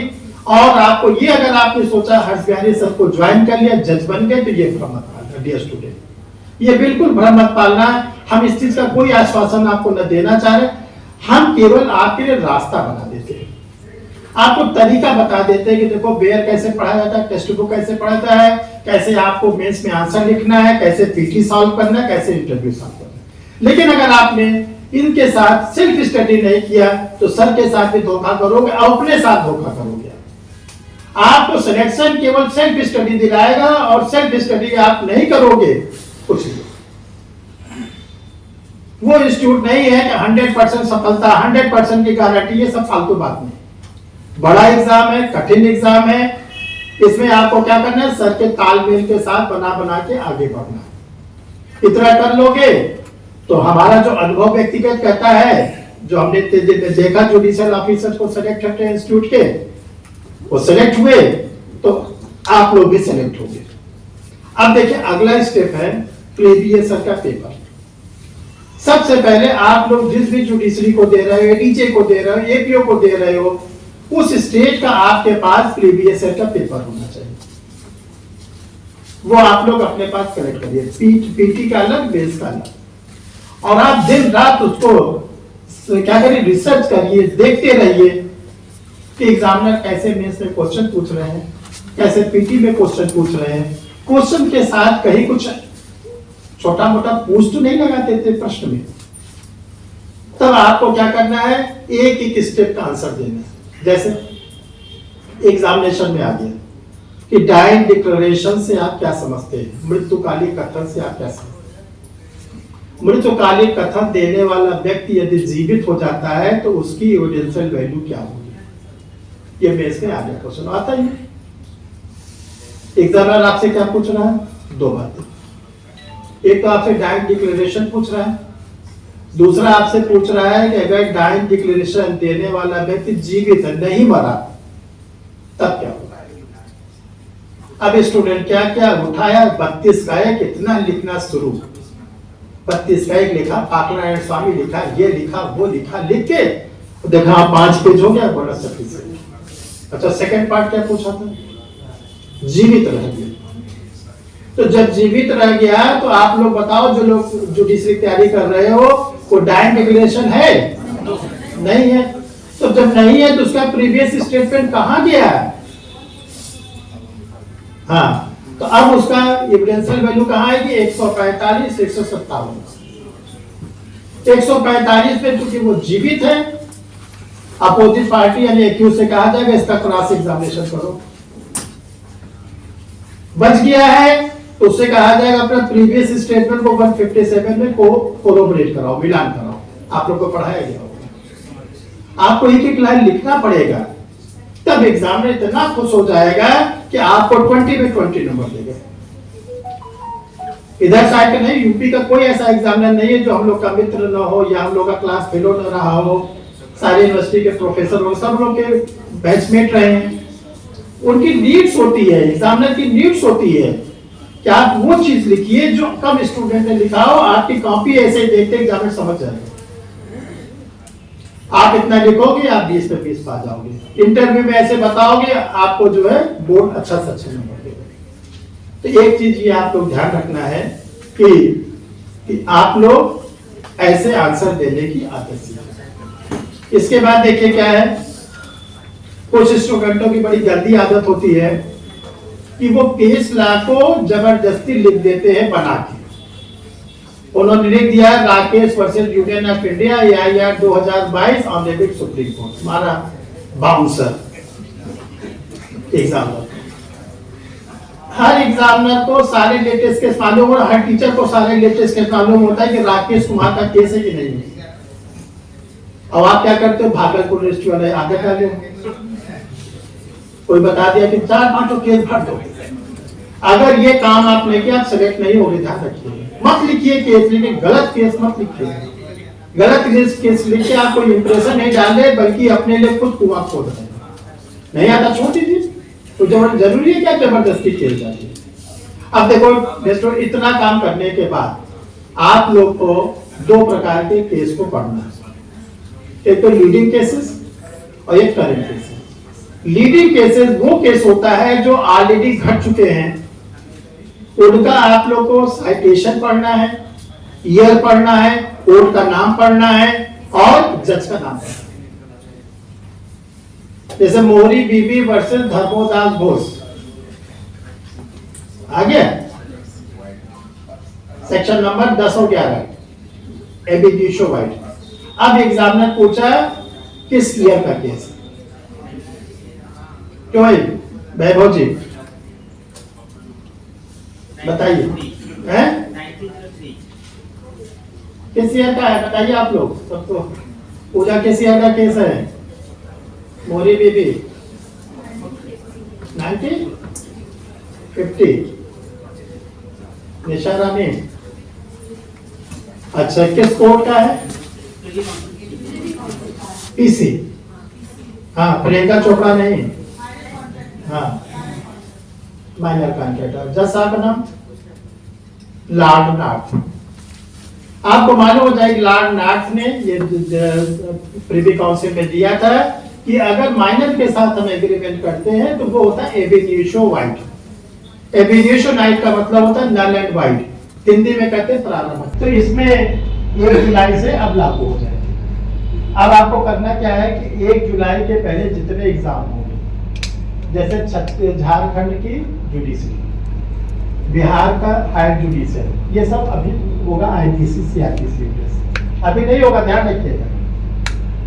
जो इसका हो सकता है मेंस पढ़े, अगर मान लीजिए वो मेंस 1 जुलाई के बाद से पढ़ेगा तब आप लोग को नया वाला एक्ट के तहत एग्जाम देंगे। तो ये समस्या सबके लिए, आपके लिए है और न किसी सबके लिए है। तो इसको कैसे हम लोग डाइल्यूट करें इस समस्या का? तो देखो पहले आप लोग जान लो कि जो बीएनएस आया है आईपीसी को रिप्लेस करके, ऐसा नहीं कि आईपीसी के सारे प्रोविजन खत्म है, सेक्शन की रिसफलिंग हुई है नीचे ऊपर। तो वो क्या करना है कि सेक्शन को, अब जैसे आप लोग की आदत पड़ गई थी, हम लोग की आदत पड़ गई थी 302 बोल देते थे मर्डर होने पर। अब 302 से तो काम नहीं चलेगा। 302 मुंशी जी भी बोल देते थे, 302 एक पारवाला भी बोल देता था, कोई बम मारा बोला गया 302। उसको नहीं मालूम कि आईपीसी के 302 में जाएगा, सीआरपीसी में जाएगा, बोल देता था। क्योंकि ये ब्रिटिश पीरियड का था, 150 साल पूरा। पढ़ते पढ़ते पढ़ते पढ़ते हर को मालूम हो गया। तो ये ध्यान रखिएगा, केवल आप लोग को 2 महीने के अंदर सारी सेक्शन करा दी जाएगी, सब आपके जबान पर आ जाएगा कि अब 302 को किस सेक्शन में हम ले गए, सारे लॉजिंग ऑफ FIR वगैरह सब मात्र 2 महीने के अंदर सब, क्योंकि हमने उसकी स्टडी कर ली। हमको भी पढ़ना पड़ा, ऐसा थोड़ी नहीं। हमने उसकी स्टडी पढ़ लिया, उसकी बारीकी को समझ के क्या रिसफलिंग की गई है। हाँ कुछ नए प्रोविजन जोड़े गए। और जो पुरुष समाज था, अभी तक एक पुरुष समाज की बहुत मांग थी कि पुरुषों के लिए कोई कानून नहीं, सारे कानून महिलाओं के लिए। आईपीसी में आ गया पुरुषों के लिए कानून, पुरुषों को भी प्रोटेक्शन। ठीक, तो जैसे मान लीजिए कोई वुमेन्स है, क्रूएल्टी कर रही है, तभी तक ये था कि हस्बैंड की क्रूएल्टी, हस्बैंड के रिलेटिव की क्रूएल्टी पे 498 आता था। ठीक, अब क्या है कि वुमेन्स की क्रूएल्टी पर या इन-लॉज के क्रूएल्टी पर हस्बैंड को प्रोटेक्शन मिलेगा। आपसे इंटरव्यू में पूछा जाएगा तो सब इसके फीचर्स है। ठीक है, तो वो 2 से 3 महीने में कवर हो जाएगा, उसकी कोई बहुत बड़ी टेंशन लेने की जरूरत नहीं। ठीक, लेकिन ये ध्यान रखिएगा सरकार की कॉग्निजेंस में है इंडियन कॉन्ट्रैक्ट एक्ट बदलने की, सीपीसी बदलने की, सब कुछ बदलेगा। क्योंकि कोई एक्ट ऐसा नहीं है जो हमारे सरकार ने बनाया, संविधान को छोड़ के। और जो संविधान को सरकार ने बनाया उसमें भी 106 संशोधन कर चुके हैं। तो सरकार Indian contract act, code of civil procedure, इसके सब लिए कमेटी बना दी। तो 2 से 4 साल के अंदर वो भी बदल जाएगा, सब आ जाएगा इलेक्ट्रॉनिक फॉर्म में। अच्छा भी है, हम आप लोगों को सचेत करना चाहते हैं इस सेमिनार में कि जल्दी से जल्दी 1.5 से 2 साल के अंदर आप ये अपना अनएम्प्लॉयमेंट का या स्टूडेंट का चोला उठाने फेंक दीजिए। क्योंकि स्टूडेंट का एक ऐसा चोला होता है, बड़ा घबराहट वाला होता है कि हमारा फ्यूचर में क्या होगा और कैसे होगा। और जिस दिन सारे एक्ट बदल जाएंगे, सच मानिए उस दिन बहुत बड़ी मुसीबत खड़ी हो जाएगी। और सब पे आयोग बना दिया गया, आप लोगों को बता दे रहा, सबसे पहले इंडियन कॉन्ट्रैक्ट एक्ट बदलने जा रहा है भारतीय संविधान में। ये भी साल 6 महीने के अंदर इसको निपटा दिया जाएगा सरकार के द्वारा। तो ये जरूरत नहीं कि सरकार का विरोध करे, प्रोटेक्शन करे, PIL लावे कि एक्ट न बदले, उसमें कुछ होना नहीं है, बल्कि आपके रिफॉर्मेटिव के लिए किया जाना है। तो आप लोग टारगेट बोलो भैया बोलो। आखिर हम लॉ की तैयारी ही क्यों करें और इससे क्या बेनिफिट है? देखो, लॉ की तैयारी करने से सबसे पहले ये होता है कि आप समाज के सबसे प्रतिष्ठित व्यक्ति बन जाएंगे।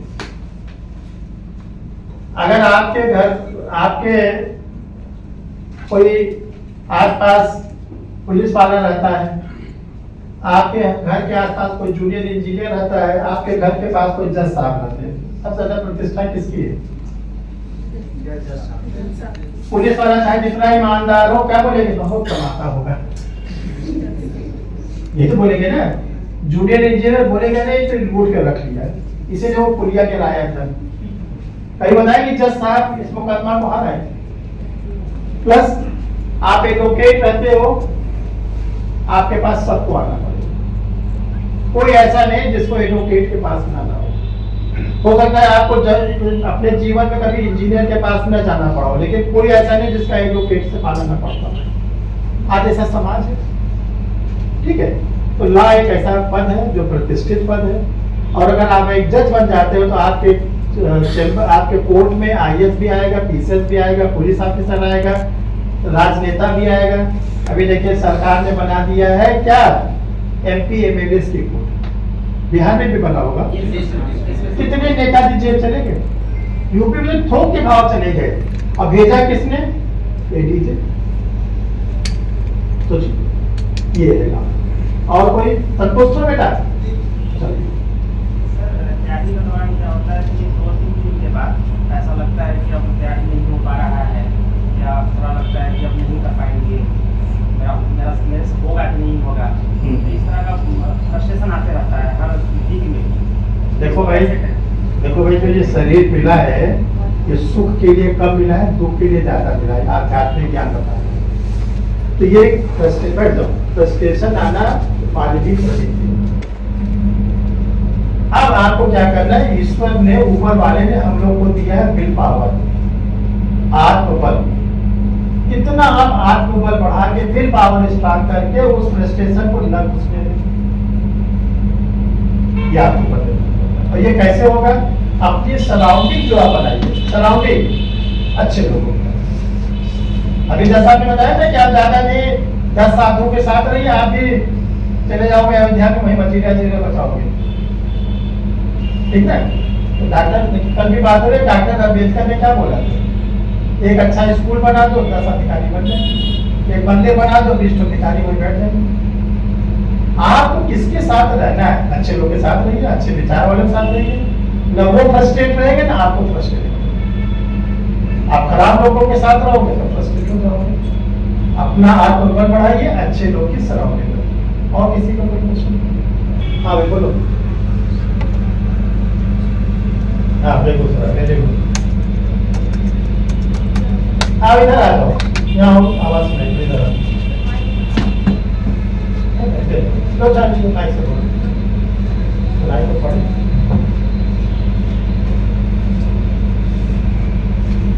चलो वही से बोलो, बोलो, एक बोलो।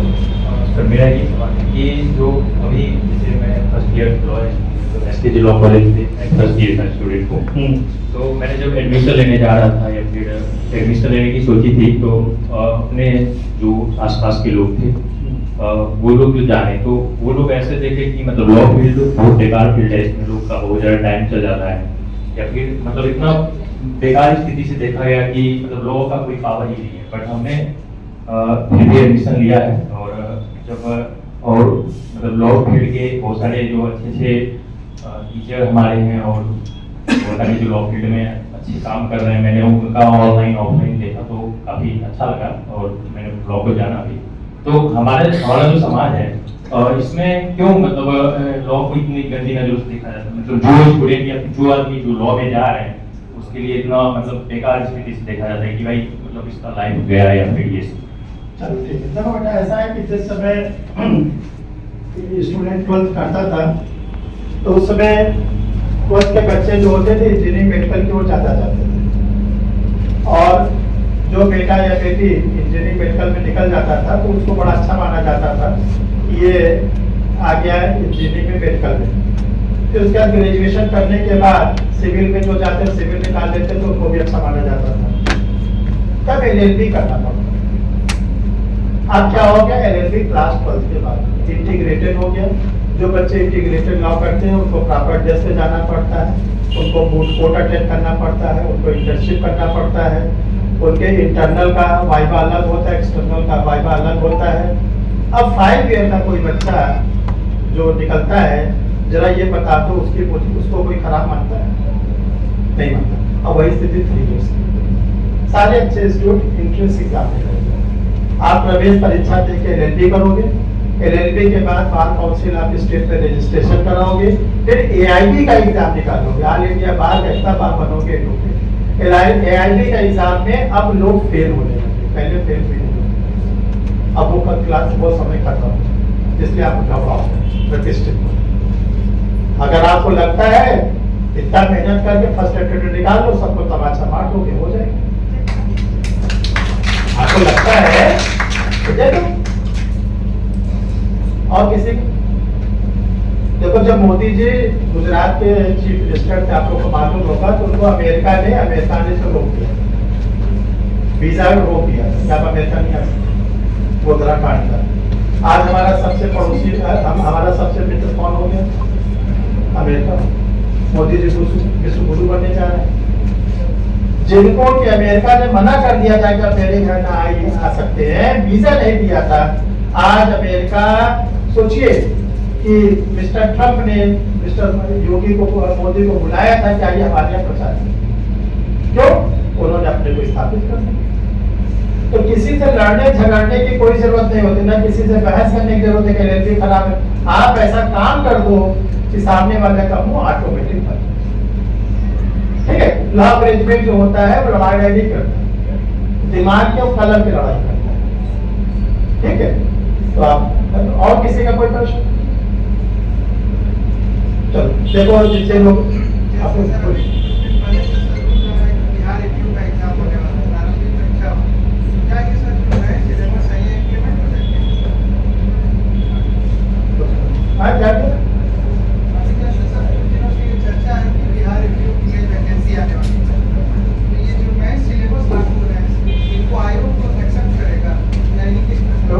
भाई आयोग भी तो जब कमीशन का एडवर्टाइजमेंट आ जाए तब आप नए वाले को पढ़िए। ठीक है, अभी आप अपना जैसे पढ़ रहे हो वैसे पढ़ रहे, क्योंकि मान लीजिए सरकार, देखिए सरकार ने बोला 1 तारीख से लागू करेगी जुलाई, मान लीजिए किसी कारण सरकार ने बढ़ा दिया तो अभी लागू होने दीजिए, होगा सरकार? आप बोलिए।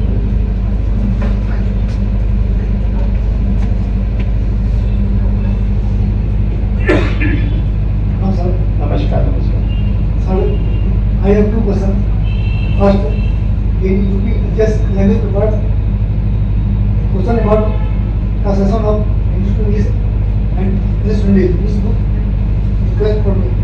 देखिए इसके लिए जो है कोई बुक है, कोई इसका नाम तो नहीं आता, वो स्टूडेंट को पढ़ाया जाता है, स्मिथ करके कोई है, स्मिथ। आप हमको व्हाट्सएप पे भेजिएगा, हम आपको बुक की फोटोकॉपी भेज देंगे। वो HDS के लिए बनाई गई है, किसी पब्लिशर की है, उसमें सारी चीज़ दी है। My second question is, sir, a lot of textbooks available in market. अरबी को कहता है लेकिन Which book is best for me? How can I choose it? किस subject? Every paper of law. तो उसका कैटलॉग है, सेंट्रल लॉ पब्लिकेशन है, CLA है, CLP है, ये लॉ के पब्लिशर है, इनके कैटलॉग है, उस कैटलॉग के अकॉर्डिंग आप इसमें पूरा डिटेल दिया होगा। तो चलो डे स्टूडेंट, आप लोग सबने, हाँ बोलिए।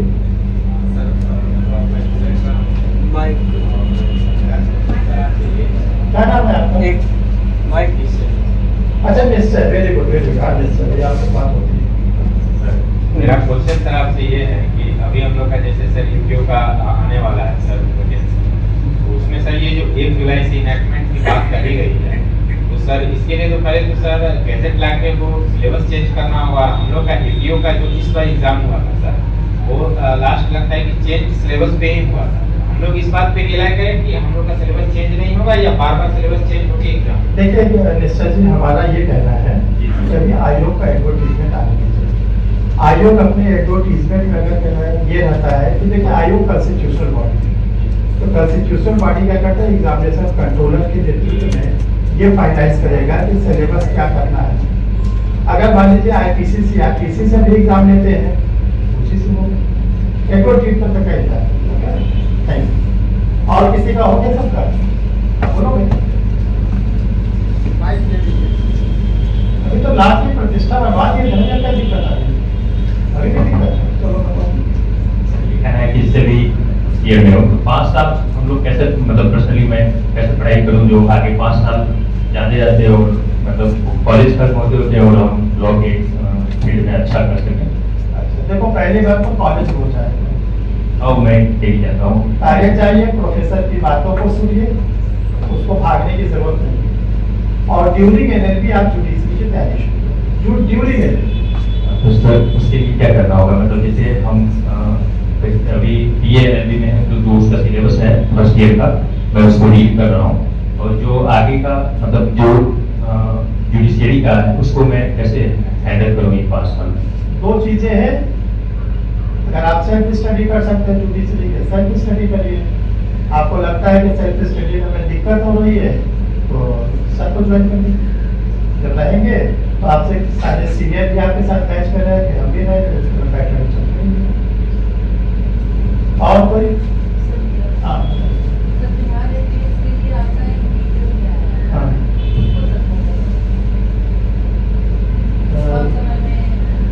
अच्छा, देखिए जिनका बिहार एचएस का एग्जाम है, हमारे जो कॉम्पिटिशन्स में वो 21 को है, 21 को, ठीक है। और कुछ लोग कह रहे 31 को है, क्योंकि यहीं से हमारे पास नोटिस गई थी 21 के लिए, ठीक है। एक स्टूडेंट है पटना में, प्रिया प्रकाश, उन्हीं ने भेजा था। तो देखिए जो कम समय में सबसे अच्छा तरीका तो ये होगा कि आप लोग जो बिहार जुडिशरी, बिहार एचएस का प्रीवियस ईयर का पेपर है उसको जरा फोकस करें। और जो पोर्शन कमजोर आप लोग का है, खासकर फैमिली में, हिंदू लॉ होम लॉ के साथ क्रिश्चियन, जो क्रिश्चियन लॉ सिलेबस में है उसको फोकस करिए, क्योंकि इससे क्या होगा कि आप अन्य स्टूडेंटों से थोड़ा सा आगे। इसके बाद जितने भी इम्पोर्टेंट सेक्शन है, जैसे आईपीसी की है, सीआरपीसी की, यूपीएस की है, उसकी इलस्ट्रेशन को देखते रहिए, सेक्शन को पढ़ते रहिए। सपोज करिए आ गए ट्रांसफर ऑफ प्रॉपर्टी, ठीक है, तो ट्रांसफर ऑफ प्रॉपर्टी में जो गिफ्ट है वो किस सेक्शन, छोटा सा क्वेश्चन, तो आपको मालूम होना चाहिए कि टीपीएडी के सेक्शन में जो है गिफ्ट को बताया गया है। तो रीडिंग लगाते जाइए, रटने की जरूरत नहीं है। प्रीलिम्स एक ऐसा एग्जाम होता है, सब लोग सुन लीजिए, प्रीलिम्स एक ऐसा एग्जाम होता है कि अगर आपने फैक्ट्स को पढ़ा है तो ड्यूरिंग जब आप एग्जाम हॉल में बैठेंगे सारे फैक्ट्स याद आने लगेंगे। 4 अल्टरनेटिव्स में आप कर लेते हो। तो इस तरह टेक्निक को अपनाकर आप अपने को आगे बढ़ाइए। तो आपको सीनियर काफी साल से आप लगी है, तो आपका तो सिलेबस वैसे भी तैयार हो जाएगा। ये तकनीक आपको और किसी का कुछ? हाँ बोलिए बोलिए।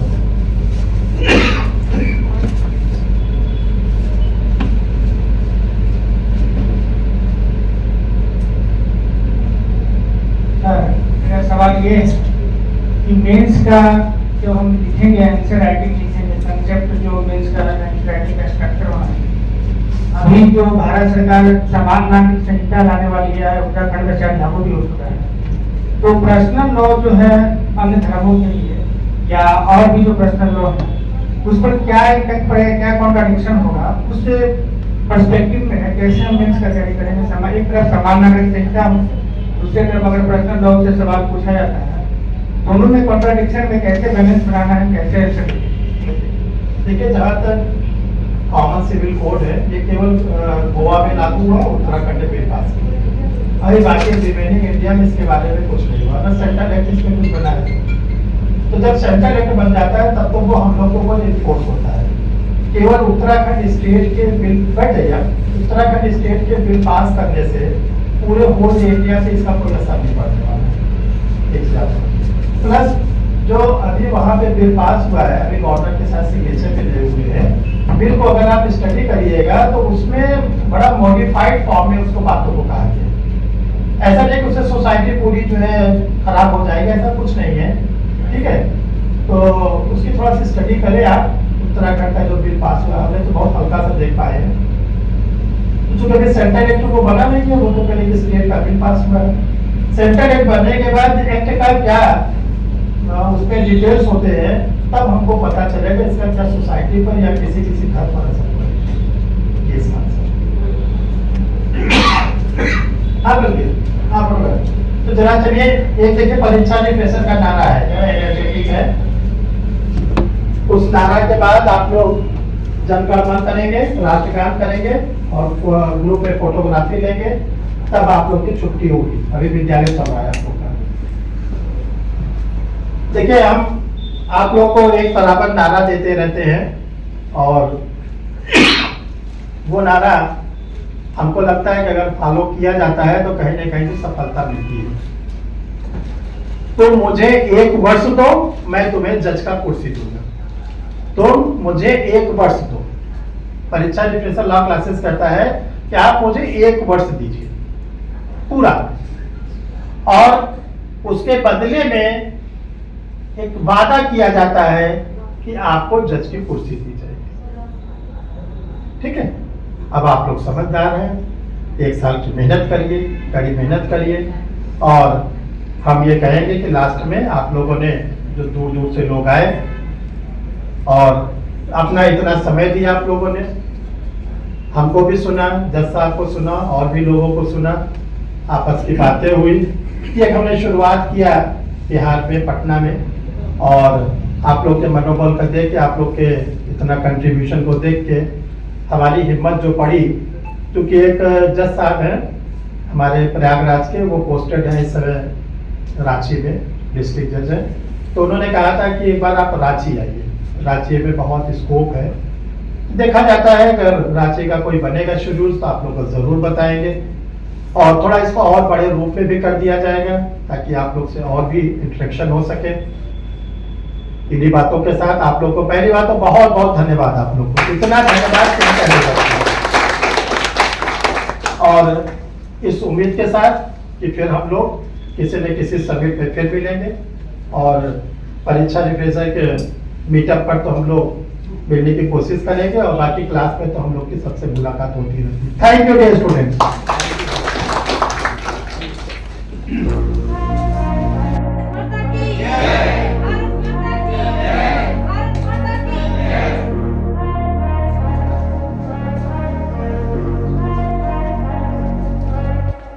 Oh.